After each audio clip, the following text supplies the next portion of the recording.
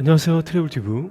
오늘은 중국 사람들이 갑자기 아이슬란드로 가려는 충격적인 이유라는 주제로 알아보겠습니다. 최근 중국 사람들은 아이슬란드에 여행 가려고 하는 사람들이 많이 늘고 있다는 조사가 나왔습니다. 중국의 여행업체 시트립은 최근 여행 검색 결과를 종합한 결과 아이슬란드 남극도 선호 여행지로 나왔습니다. 이러한 여행지들은 전형적인 여행지가 아니라서 전혀 의외라는 의견들이 많았습니다. 그런데 최근 중국의 인터넷 키워드를 검색해 보면 왜 그러한 여행 트렌드가 반영되었는지 알 수 있습니다.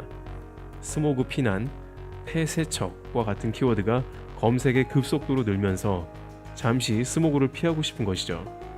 물론 아이슬란드와 남극은 비용이 많이 드는 곳이지만 중국은 부자 인구도 많아 이들이 특히 찾는 것 같습니다.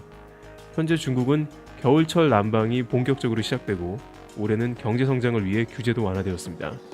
따라서 올해는 작년 대비 10에서 20% 오염도가 올라갈 걸로 예상한다는 조사 결과가 나와 있는 상태입니다.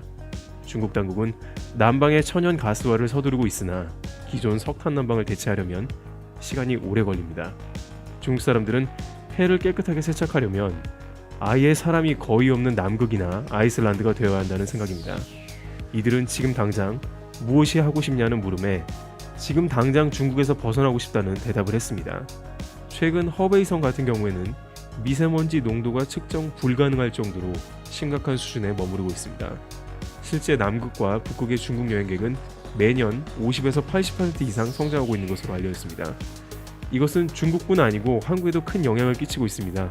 많은 한국인은 겨울엔 장기 여행을 떠나고 싶다, 능력만 되면 다른 나라에서 살고 싶다는 등 이웃 국가로서 피해를 호소하고 있는 것입니다. 해외 여행 트렌드도 원래는 여름이 최고 성수기이지만 이제는 다소 그 양상이 변하고 있는데요.